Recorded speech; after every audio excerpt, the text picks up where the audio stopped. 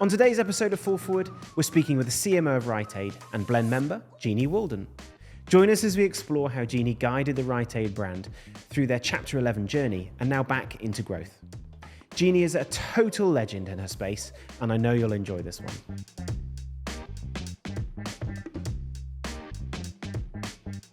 Jeannie, welcome to the Fall Forward podcast. It's absolutely wonderful to have you here with us today. As a Blend member in the community, it's always lovely to chat to you. And I think before we started this episode, I think we could probably chat for a week. But for our listeners, we'll try and keep this to about 30, 40 minutes so that you can share a bit of your journey and experience, not just with the Blend members, but our listeners across the world. So for those of you who don't know you, Jeannie, I thought perhaps you could introduce yourself to everybody and then we'll dive into it because we've got lots to cover today.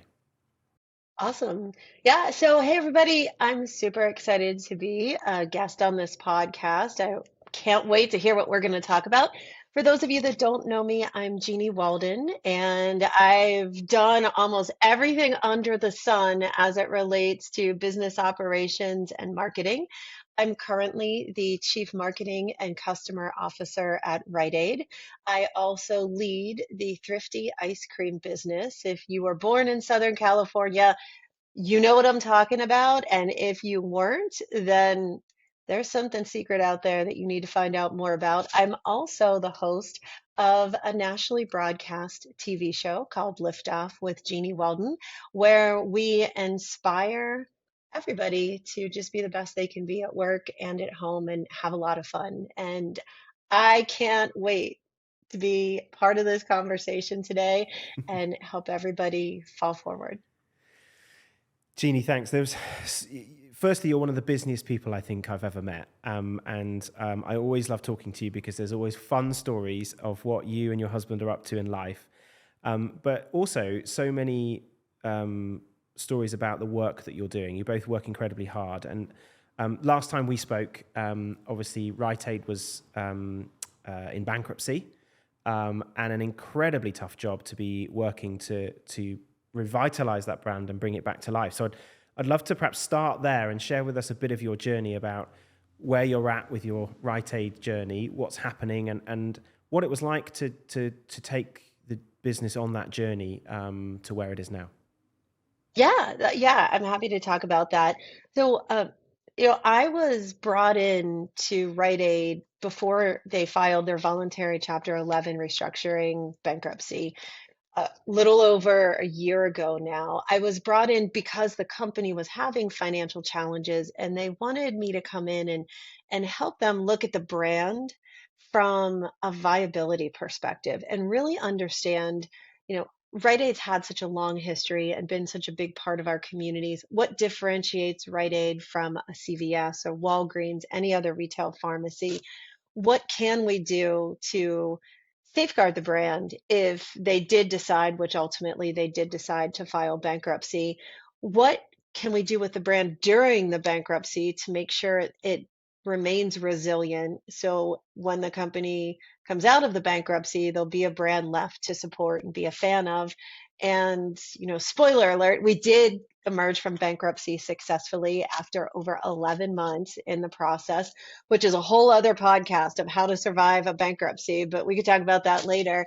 And now that we've emerged, how does that brand remain strong and rebuild not only its strength, but also the trust of everybody in the community? Because, it's been a journey. And what I can tell you is going into this, it wasn't that difficult to figure out what made Rite Aid so special and why it was different. Why would you choose to go to a Rite Aid over a Walgreens or a CVS, even if they were all in close proximity?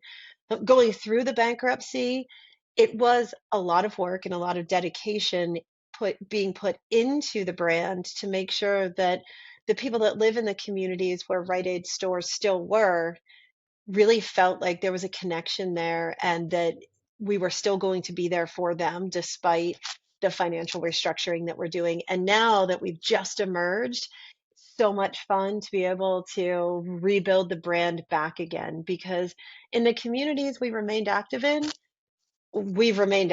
them. We've seen pharmacy patronage continue to rise, believe it or not, even through a bankruptcy.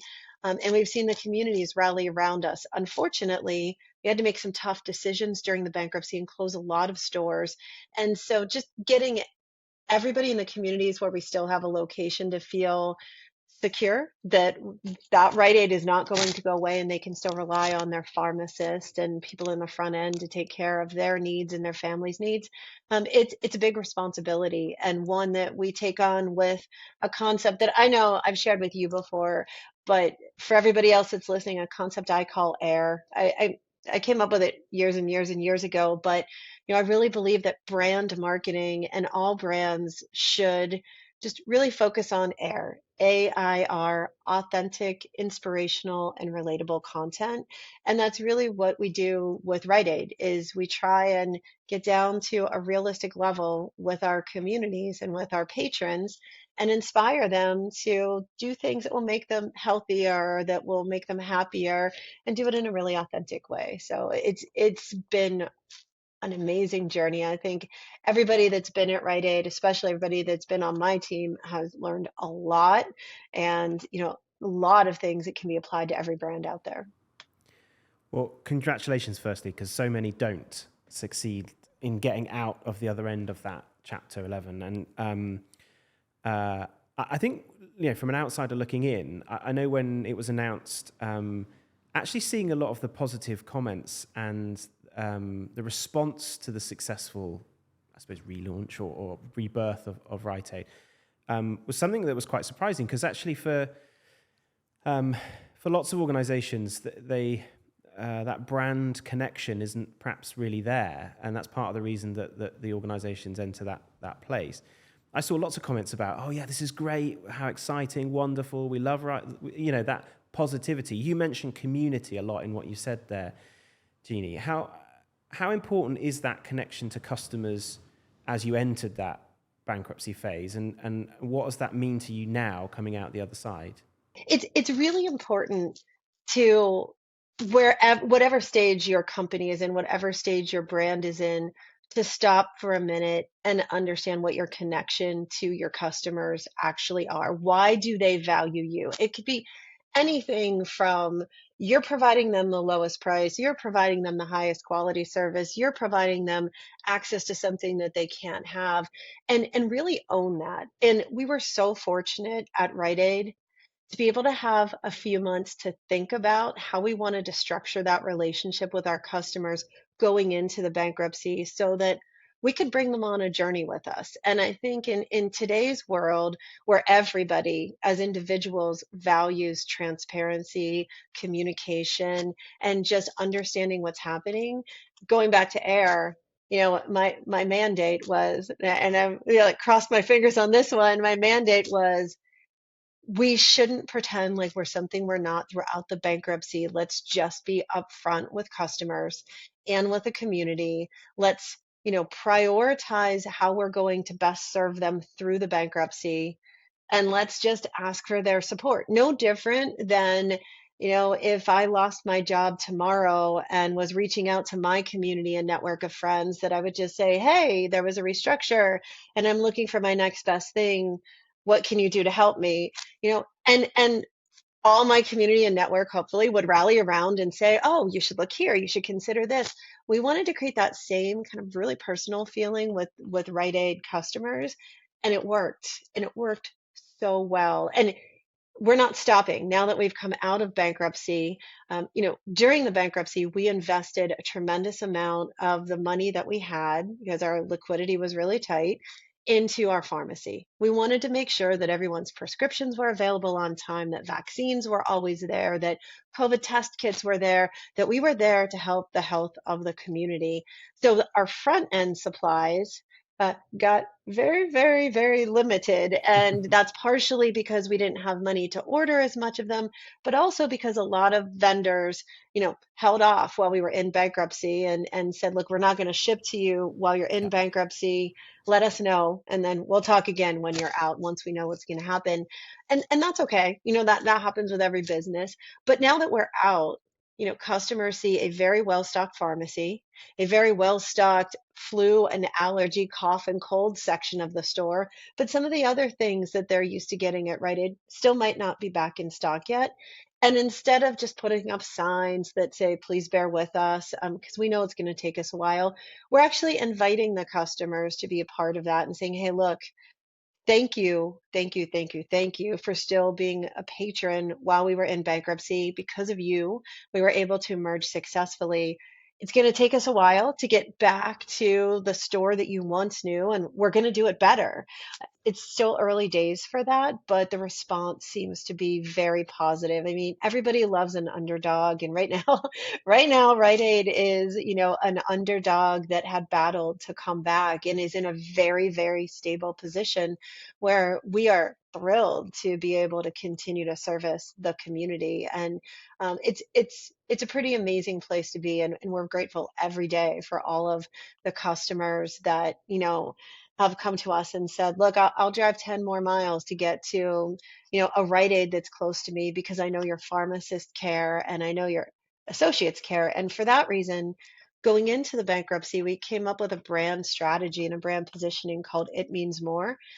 And I mean, it really does mean more to us at Rite Aid to have you continue to patronize business, but it also means more for our associates and to our associates that they stuck with us through this, because so many times, questions of uncertainty on would we emerge or would we have to liquidate, a lot of our team could have gone and gotten jobs somewhere else, and they didn't. They stuck there to serve their community, just like we worked really hard to serve the community, and it's very cool.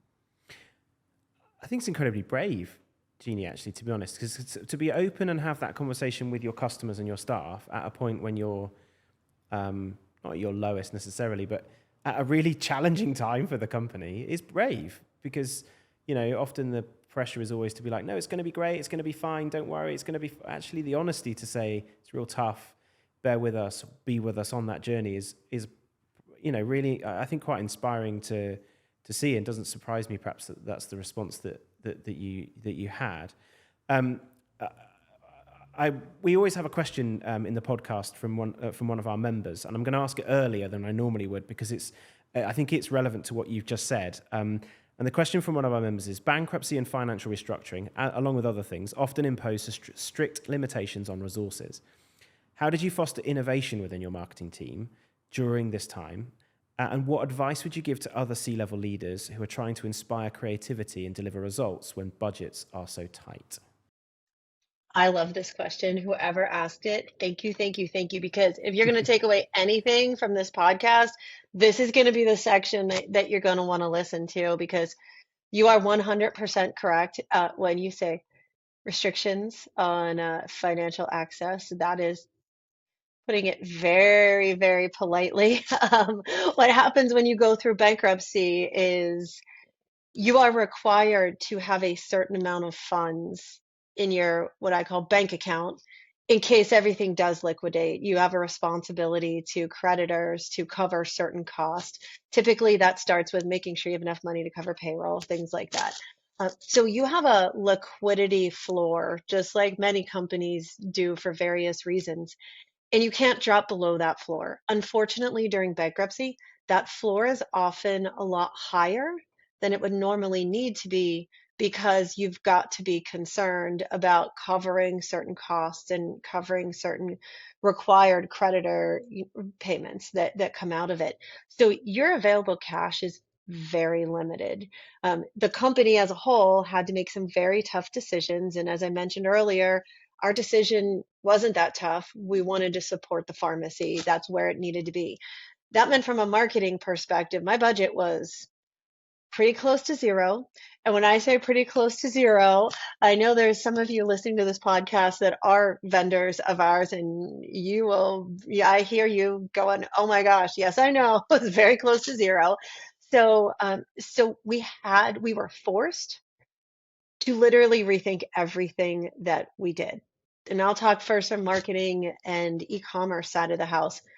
We got the team together. I got the team together, and we all sat together and said, look, this is how much money we have to get through the next 3, 6, 9, ended up to be 11 months. This is it. What can we do that's different? What can we do that's more creative, more innovative, let's pretend we're a straight out startup with $0. How can we leverage organic everything to get us through? And what's the most important elements to get us through? I would say we probably changed about 90% of the way that we do business on the marketing side of Rite Aid through the bankruptcy. And now that we've come out of the bankruptcy, budgets are still super tight as we continue to get back to a normal level of performance. But I would say that almost all of those changes will remain as part of our operating framework moving forward. It's probably the most fun thing I've ever done. I know that sounds weird, but it's very rare that a marketing executive gets to come in and say, I'm changing everything. We're going to rebuild this. It's going to be more organically and grassroots driven, and have the entire company and the entire executive leadership team behind you, because most times you're coming into a role where you have to execute change management in an existing framework where there's a lot of pushback here. The good thing about the bankruptcy was there was no pushback. Everyone was like, yep, everyone's doing everything different. On the front end merchandising side, same thing. You know, they had to deal with vendors who were just like, yeah, we're not going to ship you a thing until you come out of bankruptcy. Have fun, good luck, go deal with that. And so you really, it gives you an opportunity to rethink and reset. And for, a company that was a Fortune 150 company and a company that still is the third largest retail pharmacy in the United States, that's a pretty great, pretty phenomenal opportunity to have. So if you're an executive and you're looking to what to do, and I can tell you, and whenever, I love Rite Aid. Hopefully I'm here for a really long time, but whatever my next adventure is going to be, I will take every single one of these elements and I will apply it. And I can't wait to be able to have the opportunity to walk in and blow everything up again and just say, let's reset it based on today's world, what we need to do, not what because it's been done that way or because this might cause us a slow drop. There's such great opportunity to reinvent every company right now, especially like not everybody's filing bankruptcy, although sometimes it feels like it when you read the news. It is continuing to increase on bankruptcies that are being filed, but every company is in a financially challenged situation right now, just due to the economy, the political climate, everything that's going on. So there's not any good reason why you wouldn't just want to hit pause and look to reinvent what you're doing. What a what an amazing adventure, Jeannie, in terms of like being able to rip it up and start again in something which is such a well-known household brand. I love hearing you talk about how much you've taken from it personally as well as professionally in that sense. Um, perhaps I'd love to focus on you a little bit. You're one of the most energetic and busy and thoughtful people that I've probably ever met and worked with. How did you get to being this Jeannie? Where does it come from? Where does this focus on? When someone says to you, come and be the CMO of Rite Aid, chances are we're going to be in bankruptcy or heading that way. Why take on these challenges? What is it about that? Where does it all come from, Jeannie? Well, first of all, people laugh when I say this, but I grew up in Pittsburgh, and Pittsburgh is an amazing city to grow up in. It is a combination of, very working class, old steel mill town mixed with some incredible culture and opportunity. And I think, as I was growing up, I grew up like many of us, like a real life person that, had a newspaper route, made fortune cookies as my first job, and, just kind of like grew up with a really strong work ethic. So there's that. But I graduated with my master's in teaching. I wanted to be a teacher because, everyone's born with something that they love, and what I love is creating that light bulb moment when I can see somebody be like, oh my gosh, I didn't realize I could do that, I didn't realize we could do that. That's really what makes me happy more than money or fame or anything else. It's really that light bulb moment. So for me, I went to college, undergrad in psych, master's in teaching, minor in sign language. I wanted to be a teacher. Unfortunately, I grew up in Pittsburgh. There were no teaching jobs when I graduated, and I started at JCPenney as a call center rep with a master's degree. And I was just having this conversation with one of my kids who graduated in May and was having trouble finding a job. And I was like, look, start out at the bottom and learn what you need to learn and work your way up. But what I learned by getting a job in business is that it's not just kids that need to be inspired. Businesses need to inspire their customers. Business leaders need to inspire the teams that work with them and the teams that they will work to when you're managing up or managing across or managing down. It really is all about how can you inspire somebody? And I just love learning. So put all of those together and you get crazy me, who does not have a business background. Like I did not get a master's degree in business. I don't have an MBA, but I've done some incredible things in business that have been very successful. So it's all from learning because when you don't know what you don't know, there are no limits on what you can do. And I think that that's advice that I would give to anybody about being in business, trying something new, going for that new job, looking to move that next level up in your career, you're probably a pretty smart person. If you've got to where you are, that means you've done something right. Shouldn't be afraid and always just be yourself and take a risk and learn what you need to learn along the way and follow your intuition. But I think it's that drive for inspiring people that really gets me excited about it because I love to see the payoff and you know just be who you are. I just love everything. I love screwing up and making mistakes because I learn so much from them. I don't love it while it's happening, but I love it after.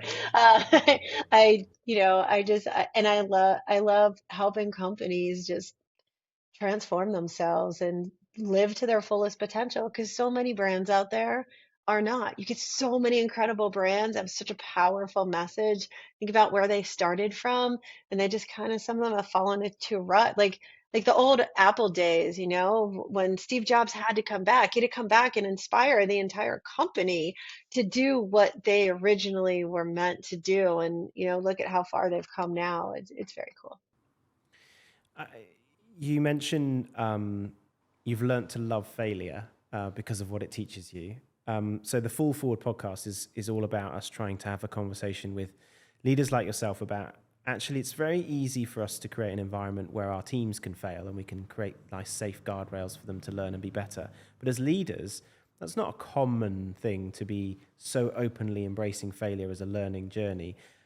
How have you got to that point, Jeannie, and why is that something that you carry with you, that this thirst for knowledge or this thirst to do more? So leaders fail every single day. First of all, let's get that out there. It's true. Yeah. It's not something that all leaders necessarily broadcast. I'm not going to post on my LinkedIn. Guess what I screwed up today?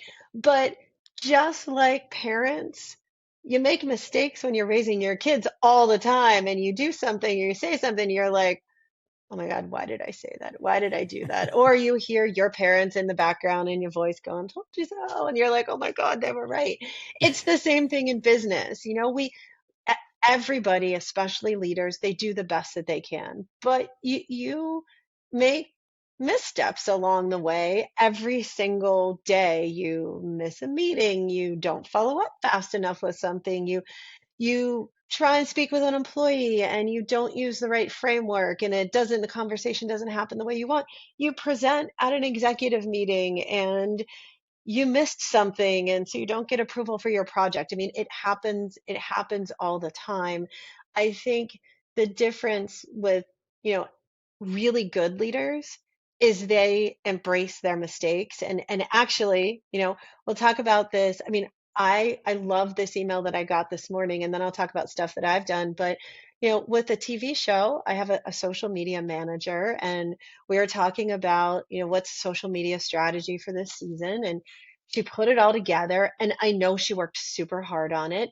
And she sent it to me and it was wrong. It was like really wrong. And I just wrote back to her and I said, hey, you've got the right intentions. The strategy sounds good, but the execution of it is not where we want to go. And let's talk about it today. When I woke up this morning, she had an email and she's like, yeah, you know what? She's like, I really got it wrong. I went back and I took another look at it and I saw that it was messy. So I've redone it based on this, and it's amazing. Now, like her second time was amazing, but I didn't look at it as, oh my God, what's wrong with you? I need to fire you. And she didn't look at it as, oh my God, she hates me. I can't believe that, she's so upset. She looked at it as, wow, Jeannie's usually a smart person, so maybe she's got something. Let me go back and see what I did.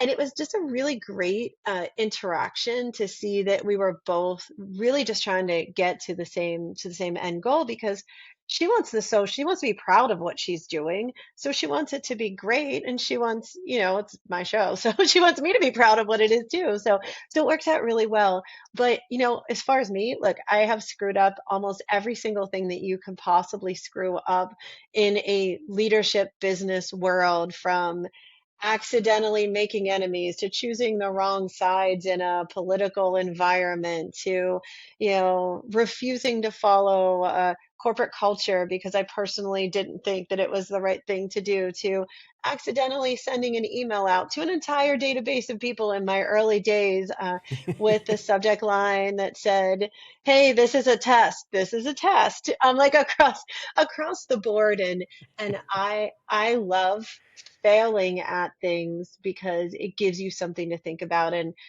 I used to call them shower moments, because I read this stat somewhere that said 87% of people's great ideas happen when they're in the shower, because it's this quiet place and your mind is, just going different places.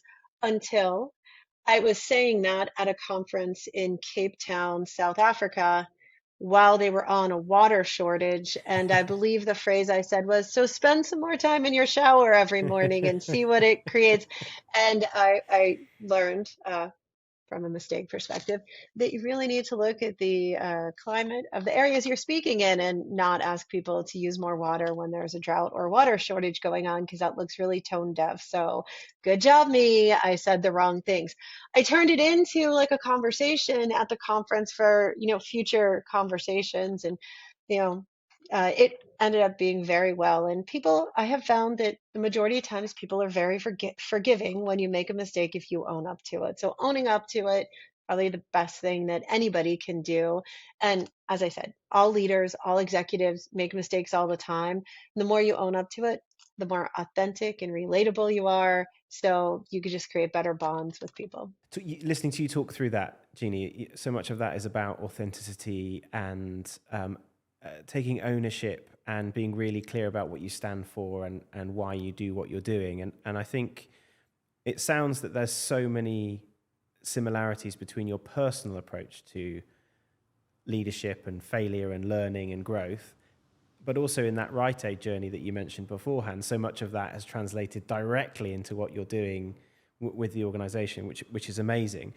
One of the things that we've been on a session earlier this last week talking about is around that role of trust that trust plays. The reason your member in your team is able to openly receive feedback and accept failure is that she trusts you, clearly, that there's an environment of trust and safety that happens in there.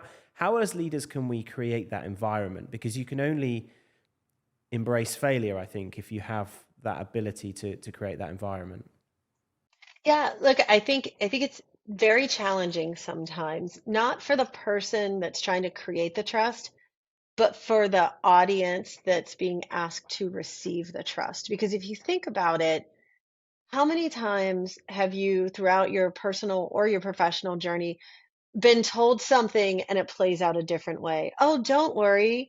We have unlimited PTO. Take as much time as you want off." To then have that conversation with, Tom, Mary, you have been taking a lot of time off and the rest of the team's working so hard. It doesn't look so great. Well, which is it? Is it we're unlimited PTO, get the job done and it's no big deal? Or is it don't take any of the PTO because it looks bad, to the rest of the team? So we've all been in those situations where we question trust, or we've all had leaders who have not been as open or supportive. So, you know, I like to realize that everybody's different. Everybody on your team, everybody in your business is going to embrace and trust you at different times based on their own personal experiences. I learned way, way long ago when I was at JCPenney, and I'll tell you that story, that the only way to do it is just cross your fingers, take a deep breath. If you've got to do the Wonder Woman or the Superman pose for a second and be like, I got this, do it, whatever weird thing you got to do it. And just be like, look, here it is. Here's my situation. Here's why I'm here, especially if you're a new leader in a business. I'm here to get us ready for potential financial changes, through them successfully, and then out on the other side. I don't know what's going to happen, but here's what we're going to try, and this is how I need your help. And you just have to start from there, and you'll start to see at different levels, how people respond to that. But most importantly, you need to listen, because most likely you will hear if there's a question about trust or a level of trust that you can address. And then there's a couple tricks, and I'll talk about those in 1 second too. But here's my story. I was at JCPenney, right? I'm in my early 20s. I've got this master's degree in teaching. I was a customer service rep that worked so hard. I got to be a customer service team leader. And then they gave me the big promotion, making $8 an hour. Three promotions later, $8 an hour with a master's degree. So think about that for a minute. And I got at 25 years old I got the opportunity to be the leader of a team of collection experts, the JCPenney collection credit card. I was 25. These women have been working at JCPenney doing credit card collections for at least 25 years old. They were doing their job longer than I've been alive in most cases. And the team's performance was awful. I know nothing about credit card collections. I know nothing about people who were, in some cases, older than my mom. I know nothing about business. Remember, I have a teaching degree. I'm supposed to turn this team around. Like, are you out of your minds? Did someone hate me? Like, was this a joke? So I stood, like, looking like their children or grandchildren in front of them, and I said, hey, look, you guys are the experts. You're going to tell me what we need to do. I'm going to be here to remove obstacles and let your expertise go.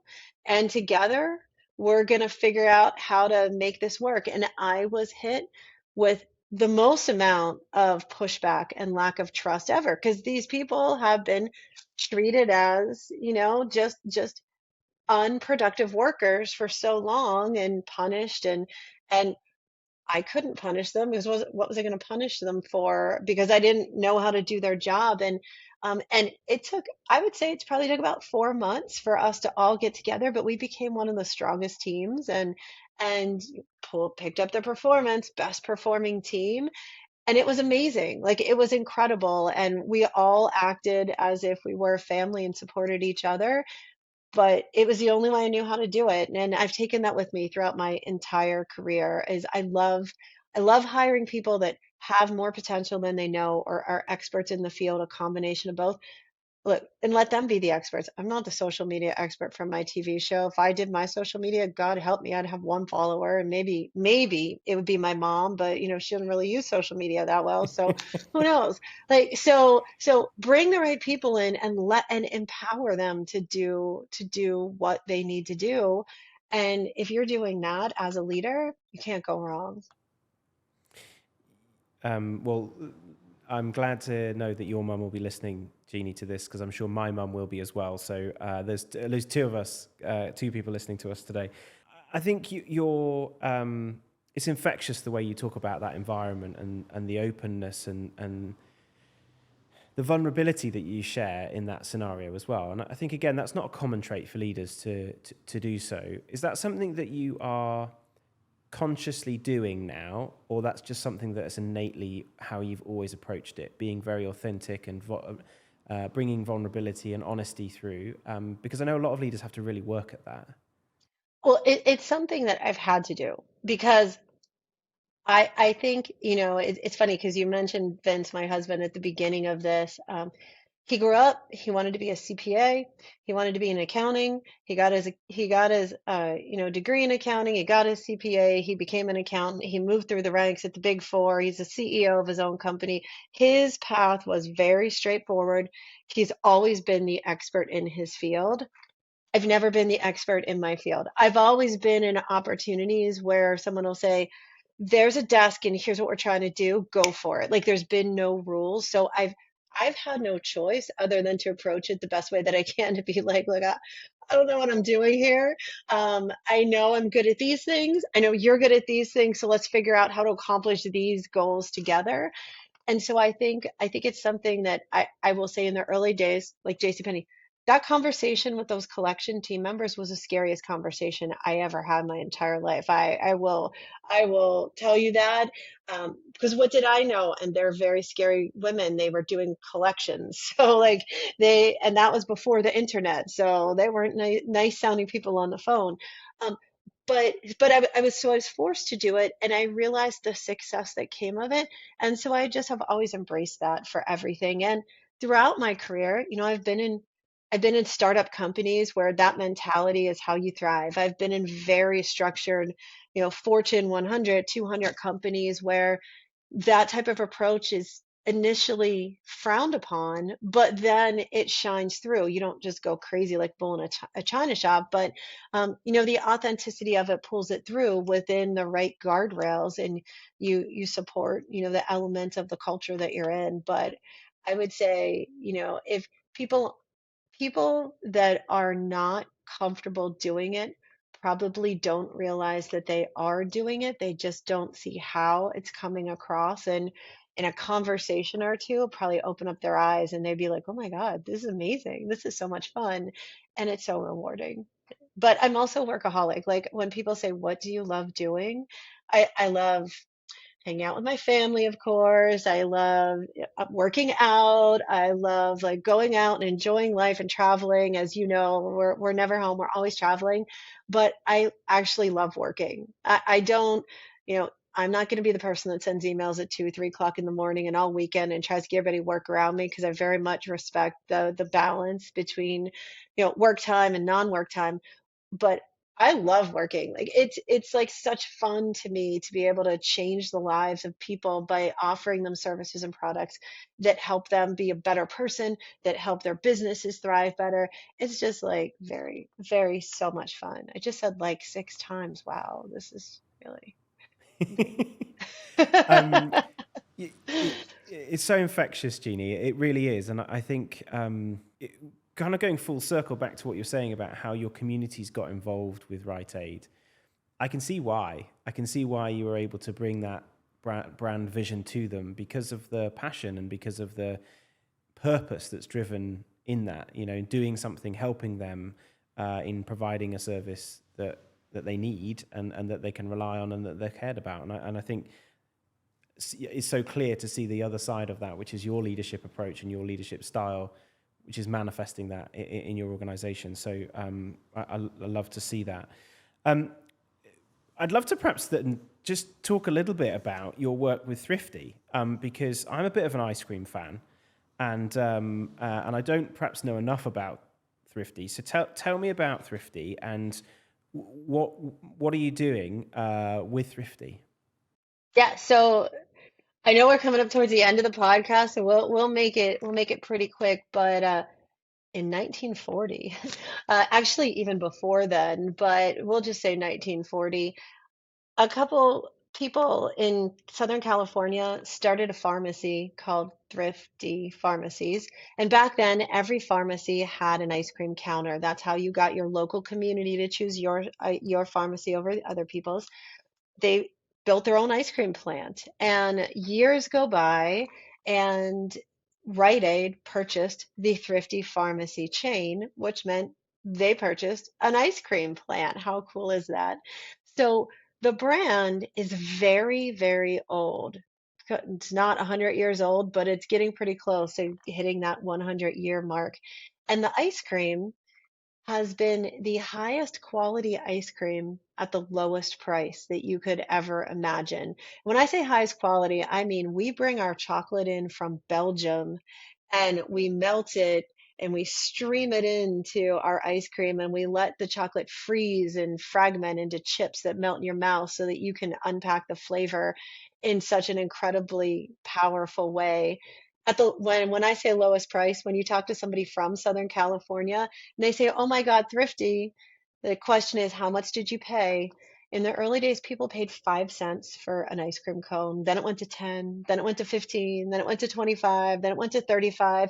But even today, it's $1.99 for an ice cream cone. The pints are less than the very high-end pints in the stores and the gallons too, with this high quality. So it is a brand unto its own. I did nothing to build this brand. The brand built itself. I'm kind of like just empowering the brand message to go beyond Rite Aid stores because up until last year when I got involved, Rite Aid was only available inside, sorry, Thrifty was only available inside Rite Aid stores.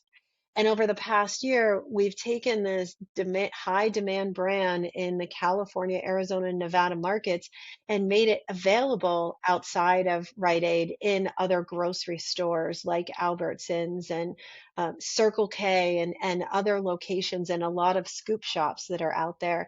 And people are so excited to be able to have and enjoy something that brings them to memories of their childhood, happy memories. I mean, look, it is so easy to market ice cream. Ice cream brings happiness. You got a big promotion, let's go celebrate with ice cream. It's your birthday, let's go celebrate with ice cream. Oh, you lost your job, let me cheer you up with ice cream. Your boyfriend or girlfriend broke up with you, let me cheer you up with ice cream.